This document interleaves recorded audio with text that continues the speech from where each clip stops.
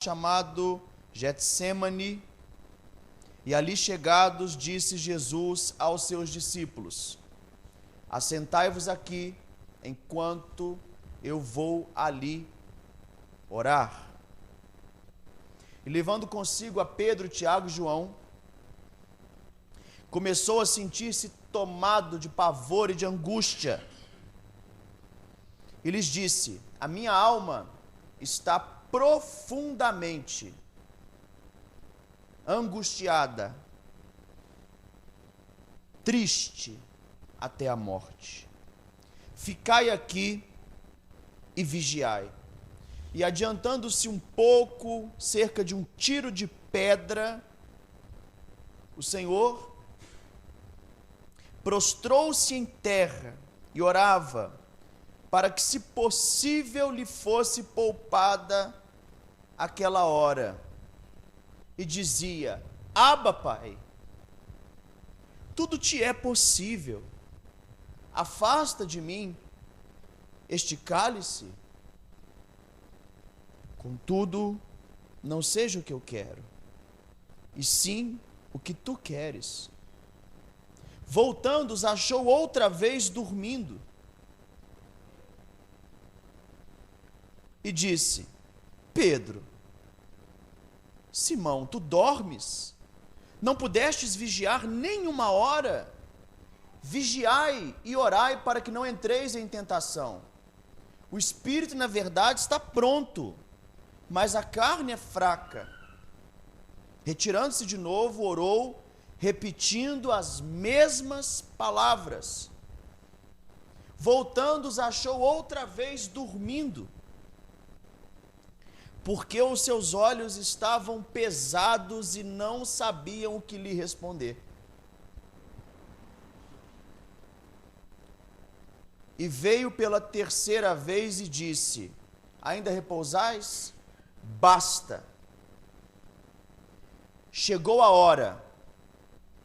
O Filho do Homem está sendo entregue nas mãos dos pecadores. Levantai-vos, vamos. Eis que o traidor se aproxima. A maioria dos historiadores narram o sofrimento, a humilhação de Cristo, do jardim ao Calvário.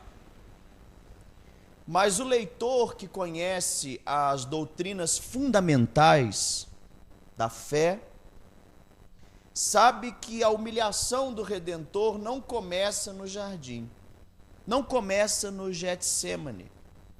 A humilhação do nosso Redentor começa na encarnação.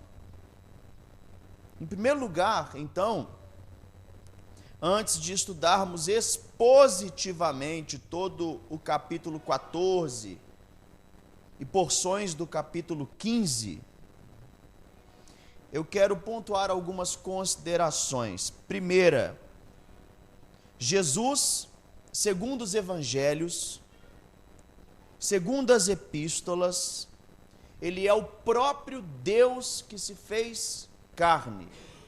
Essa é a confissão de fé básica do cristianismo, do cristão, do seguidor, do discípulo. Jesus Cristo, segundo os evangelhos, segundo as epístolas, é o próprio Deus que se fez carne. Em João, no capítulo 1, versículo 1, diz o quê? No princípio era o Verbo, e o Verbo estava com Deus, e o Verbo era Deus. Ele estava no princípio com Deus, e todas as coisas foram feitas por intermédio dele, e sem ele nada do que foi feito se fez. E no verso 14 do capítulo 1, diz que o Verbo se fez carne, e habitou entre nós, cheio de graça e de verdade. E vimos a sua glória, glória como que do unigênito do Pai. Em Filipenses, capítulo 2, versículo 5, Paulo, em sua exortação contra o orgulho, ele diz: tende em vós o mesmo sentimento que houve em Cristo Jesus, porque ele, subsistindo na forma de Deus, não teve como usurpação o ser igual a Deus. Antes, a si mesmo se esvaziou, assumindo a forma de servo, tornando-se em semelhança aos homens, e reconhecido em figura humana, se humilhou, tornando-se obediente à morte e até a morte de cruz.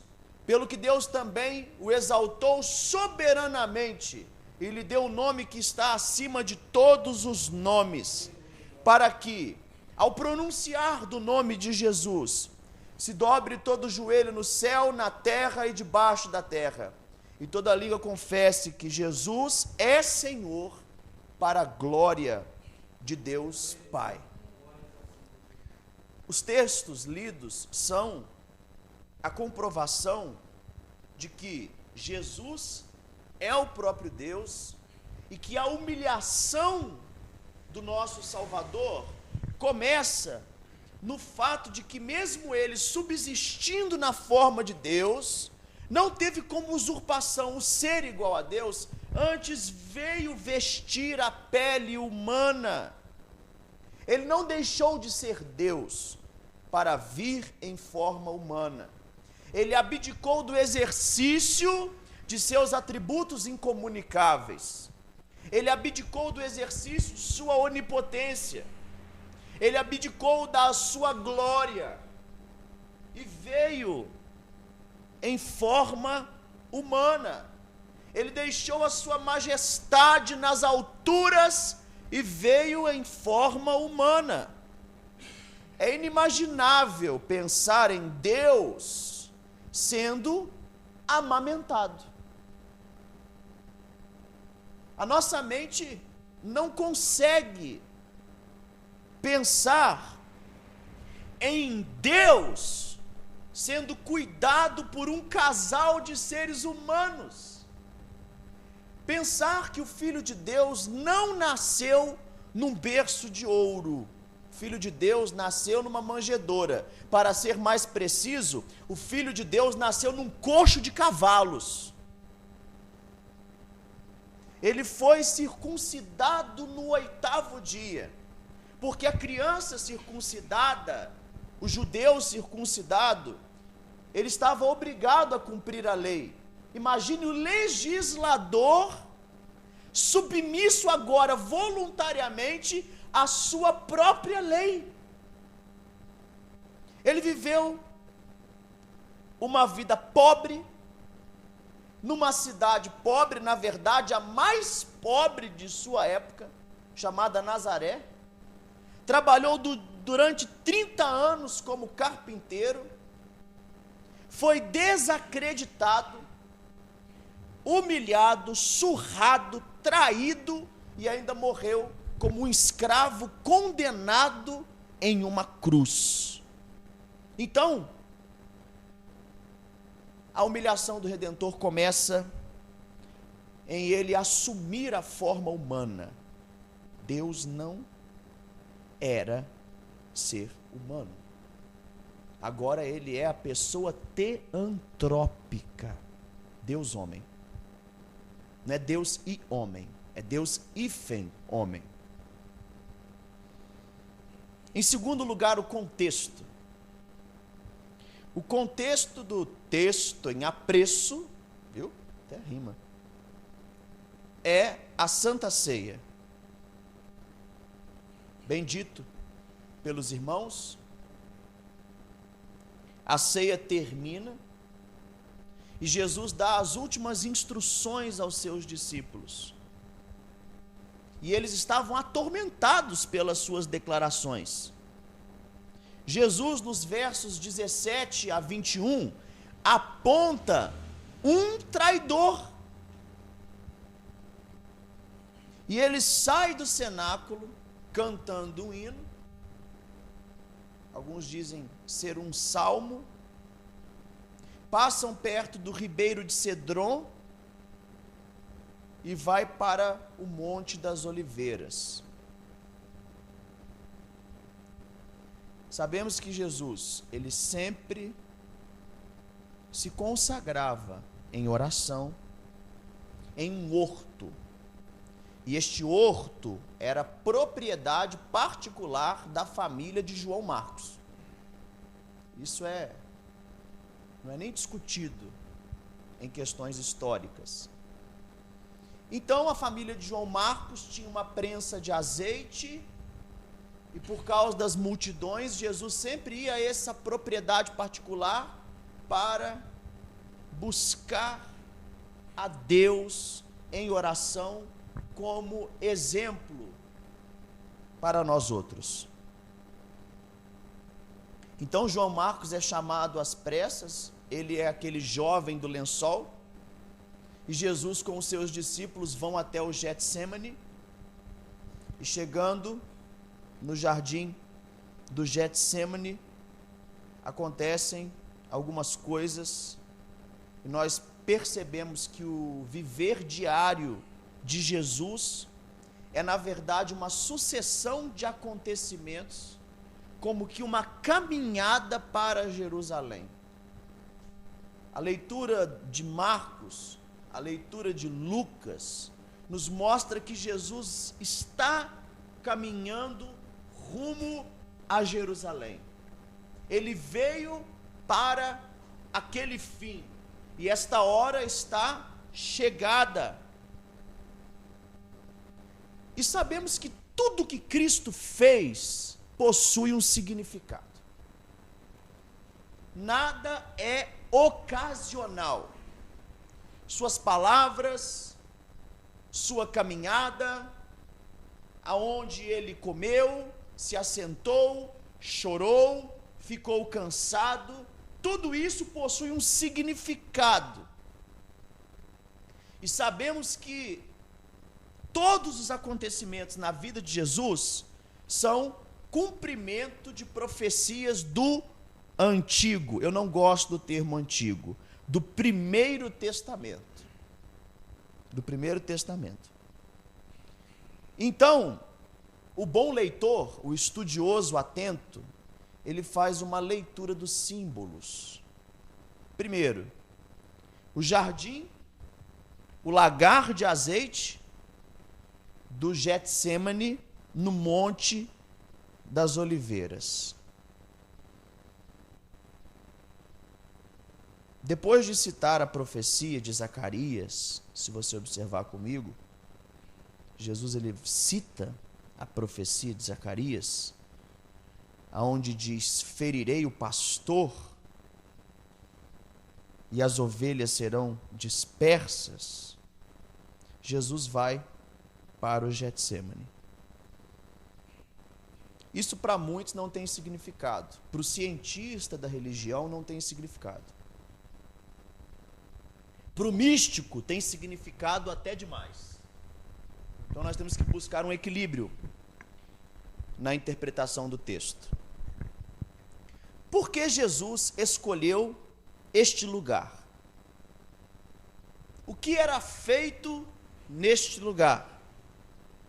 Qual é o significado por trás deste evento? Não há significado nenhum.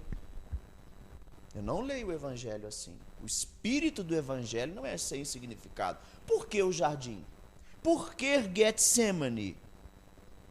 Em resumo, Hernando Dias Lopes diz o seguinte: foi neste lugar que Jesus mergulhou a sua alma nas sombras espessas do pecado. Foi nesse lugar que Jesus contemplou a feiura existencial do ser humano. É neste lugar que ele bebe o cálice. É neste lugar, na prensa de azeite, que Jesus suou sangue. Foi neste lugar que Deus, aquele que é chamado de Santo, Santo, Santo, Kadosh, Kadosh, Kadosh, e Ravet Sebaó, né? Santo, Santo, Santo, é o Senhor dos exércitos, toda a terra está cheia da sua glória.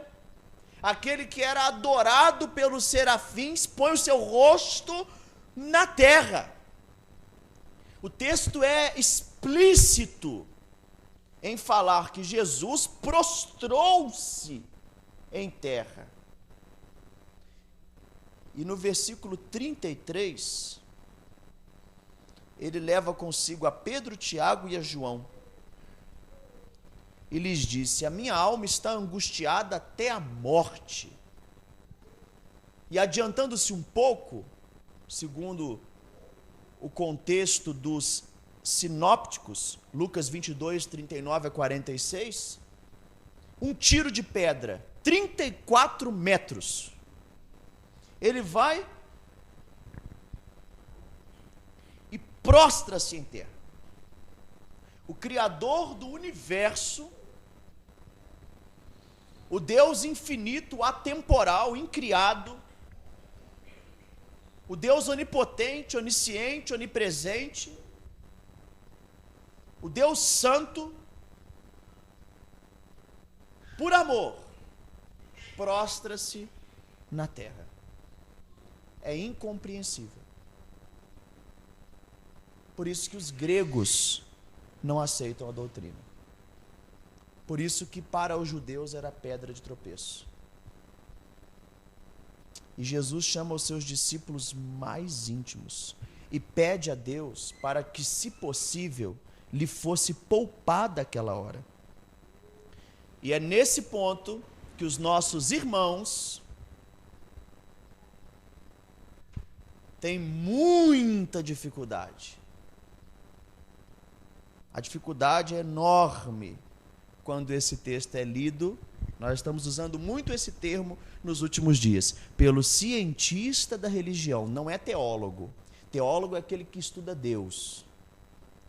Pelo poder do Espírito Santo, de joelhos dobrados, com luz na mente e fogo no coração. Agora, o cientista da religião quer dissecar Deus como se ele fosse um sapo. E aquilo que não tem explicação, na sua lógica aristotélica, ele rejeita.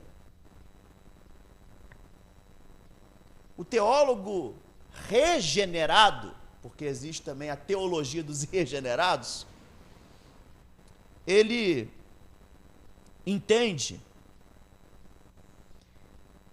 que Jesus não está caindo em contradição nas suas próprias palavras. Porque como é que pode agora Jesus, que nos exortou a sermos fortes na tribulação, quando perseguidos, regozijai-vos, e agora, na hora em que ele vai iniciar a caminhada da sexta-feira da paixão, ele está dando para trás? Ele incentiva os seus discípulos na sua nona bem-aventurança, ou oitava com nona, que no mundo teremos aflições, que seremos perseguidos, injuriados, mas aquele que negar o seu nome, ele negará diante do Pai. E agora ele mesmo, quando vê o sofrimento diante dos seus olhos, pede ao Pai que lhe fosse afastado daquela hora? Será que Jesus não vai viver o que prega? Então, qual é a natureza do cálice? Porque o problema é o cálice. Afasta de mim este cálice. Afasta de mim esta hora este cálice. Mas não seja feito o que eu quero, mas sim o que tu queres. Outro problema. Se Jesus é Deus, existe uma contradição entre a vontade do Pai e a sua vontade? Existe uma crise na economia trinitariana? O Pai agora quer uma coisa, o Filho quer outra, o Espírito Santo no meio? Essas dúvidas vêm à mente do cientista, mas daquele que lê a Bíblia no espírito do Evangelho, o verdadeiro teólogo, sabe que Jesus não temia o madeiro. Foi para isso que ele veio. Tanto que Pedro, quando falou: Senhor, não permita que isso aconteça. Aí ele: arreda-te, Satanás. Não beberia eu o cálice que Deus me deu? E agora?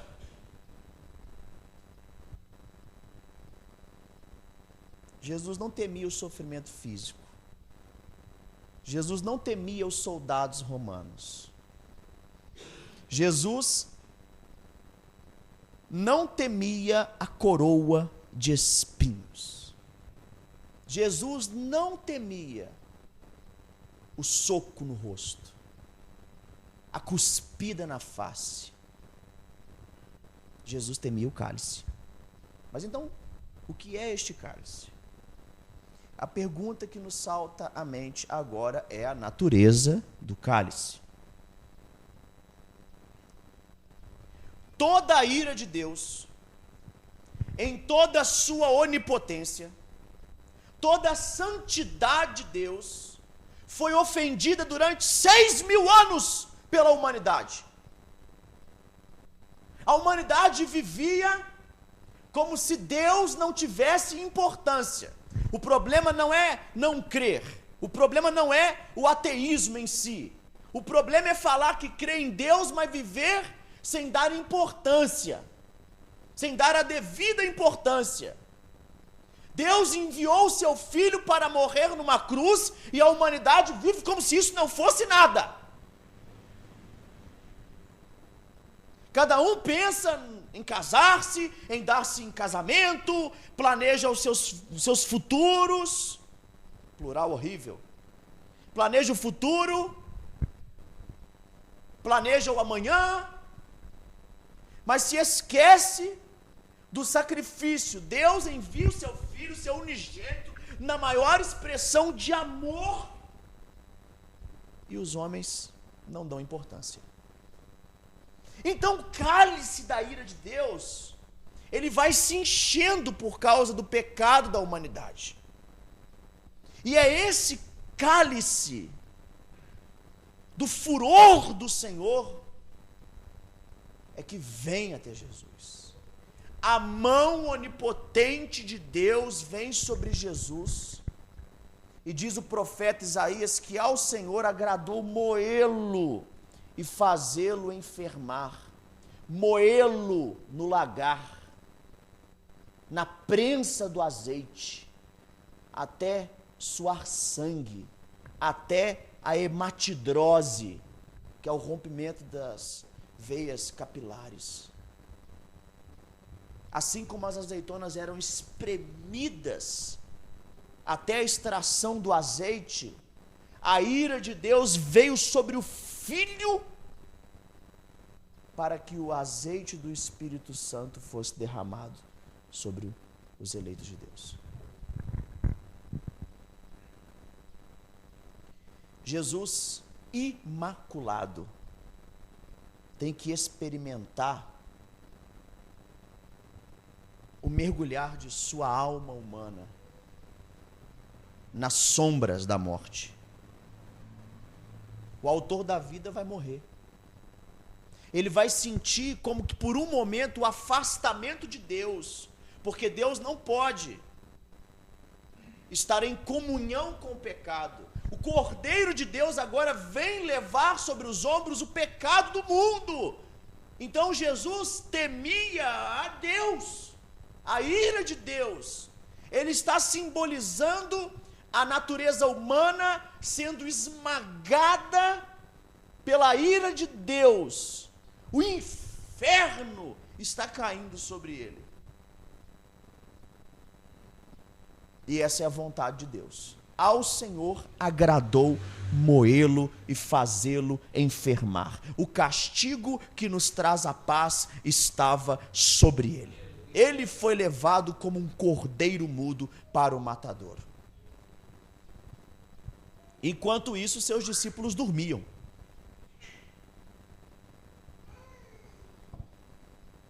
Em Lucas 22, 42 a 46, nos fala que Jesus fala assim: Abba, Pai, todas as coisas te são possíveis.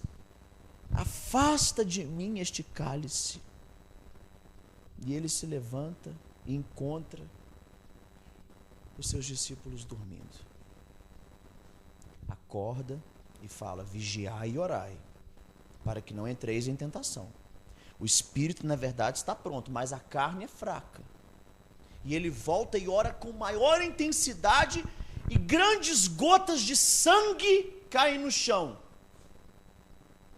E Deus envia o anjo para confortá-lo. Pense você, se você fosse o anjo, o que você diria para Cristo para confortá-lo?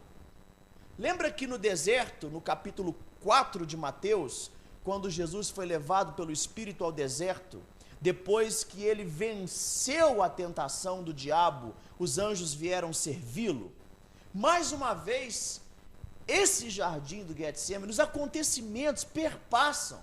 É um acontecimento tão misterioso, diz J.C. Riley, que sem oração, sem conversão, sem regeneração, sem iluminação do Espírito Santo, o leitor comum não vai entender absolutamente nada do que está escrito aqui. Mas aquele que é iluminado pelo Espírito Santo, ele vê que o seu Redentor, o seu representante, por causa dos seus muitos pecados, começa a sofrer imerecidamente, injustamente, porque ele nunca fez absolutamente nada para merecer tal infinita, imensurável punição. E os discípulos estavam dormindo, menos um. Tinha um discípulo que estava acordado. Não, pastor, sim, tinha um discípulo que estava acordado. Quem? Judas. Judas não estava dormindo. O que eu quero dizer com isso?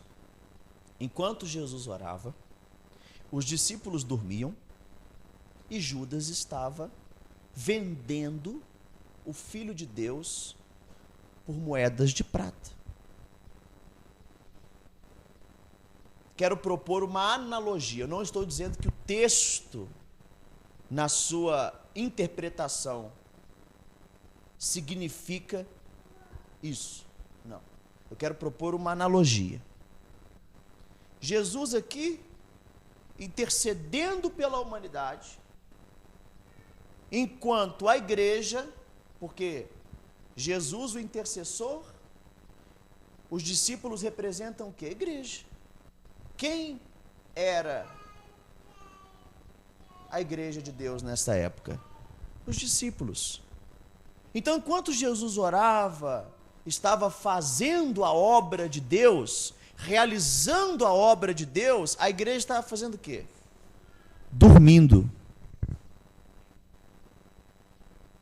Enquanto isso, Satanás estava fazendo o quê? Trabalhando.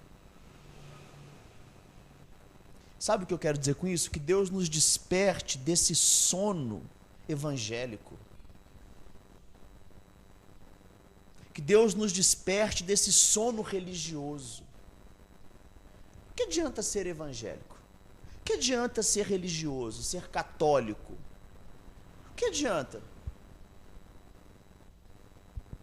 Que Deus nos desperte para sermos uma igreja viva, vigilante, nos desperte para a evangelização, ao invés de nos preocuparmos com coisas de segunda importância. Enquanto Satanás está lá fora, trabalhando, levando jovens para a prostituição, levando jovens para a droga, destruindo famílias, colocando depressão em pessoas que não conseguem nem sair da cama. Nós estamos debatendo sobre princípio regulador de culto. Nós estamos abrindo tribunais eclesiásticos na igreja. Enquanto Satanás ele vem para matar, roubar e destruir, e trabalha de 6 às 6 da manhã, a igreja está preocupada em marchar para Jesus, O pastor está vestido de super-homem. Os, entre aspas, levitas estão preocupados em gravar mais um CD. Enquanto isso, uma pessoa fica pulando no palco para entreter a multidão e usando a justificativa de que está louvando a Deus.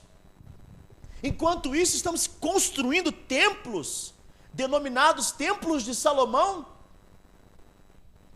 Que Deus faça como Cristo fez, o avivamento. Ele nos desperte. Acorda!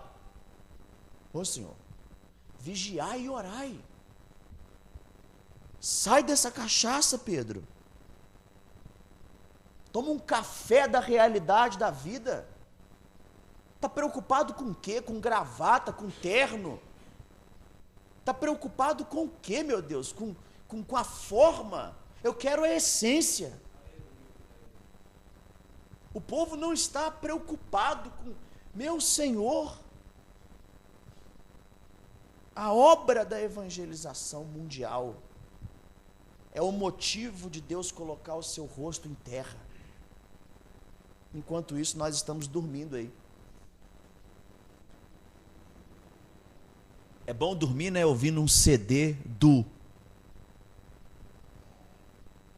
É bom dormir, né? O que você vai fazer? Eu vou comprar uma blusa escrito Jesus. Bom. O que você vai fazer? Eu vou comprar um CD. Bom.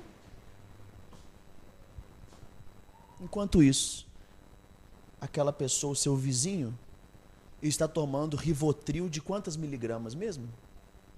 20 miligramas? 10 miligramas? Não consegue sair da cama.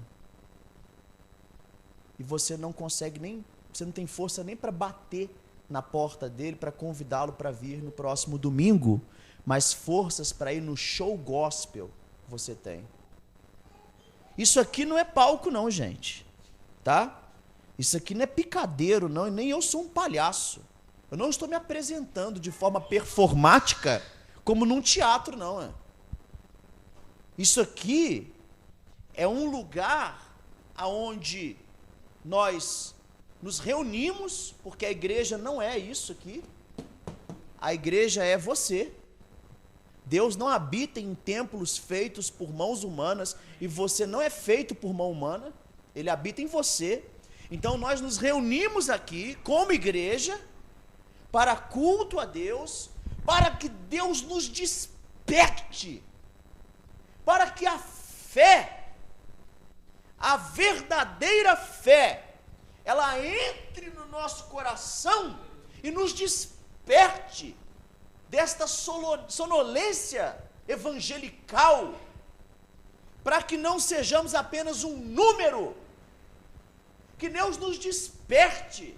Os nossos jovens hoje não têm mais o sonho de serem pregadores, que Deus nos desperte para uma realidade da vida, que amadureça você, para que você pense que viver não é fácil, que viver é difícil, que a vida na terra não é um jardim de flores. Para o ímpio, talvez ele vai ali agora e toma cachaça, uísque, vodka e dorme para esquecer dos problemas. Fuma lá a sua maconha, busca no sexo uma maneira de fugir da realidade, mas na segunda-feira a realidade bate na sua porta e fala: e aí, vai me encarar ou vai continuar fugindo? Porque você agora vai ser pai, você vai ser mãe, o seu filho está ali, a sua esposa está lá. Olha a sua família, como está a sua vida espiritual. Que Deus nos desperte para sermos homens e mulheres de Deus, e não católicos, evangélicos, espíritas, protestantes, metodistas, batistas, reformados, calvinistas, arminianos. Eu considero isso tudo como esterco para ganhar a Cristo. Enquanto nós dormimos no conforto da nossa caixa de cimento, templo, Judas está vendendo Jesus por 30 moedas de prata.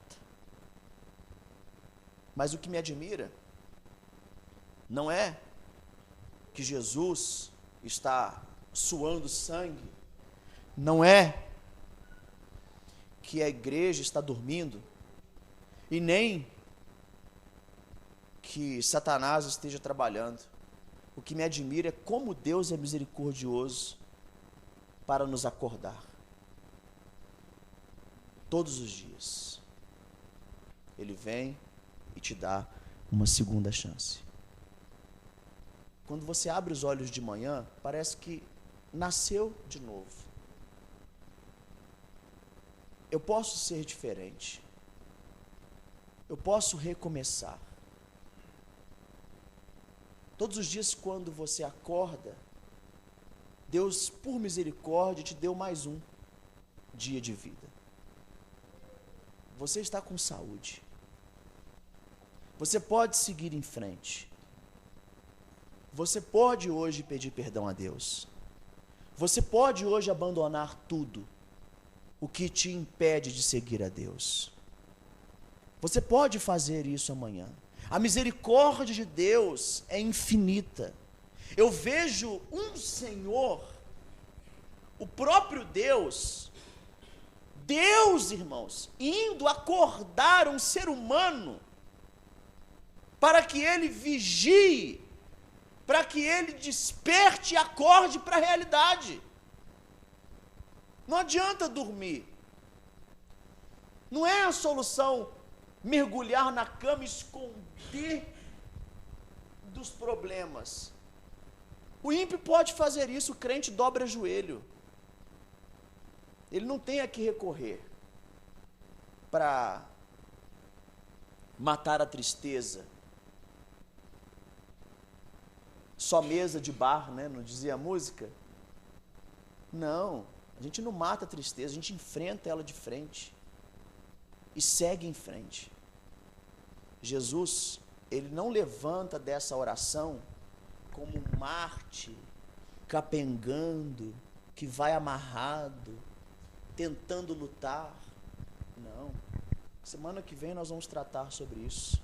Uma turba vem buscar Jesus com porretes, 300 homens com espadas. Por quê? Porque eles imaginam que Jesus, como ele é poderoso, ele vai exercer o seu poder e vai fazer descer anjos do céu, pedras sobre ele, nada. Jesus, ele não se levanta como um prisioneiro que tenta de alguma forma fugir.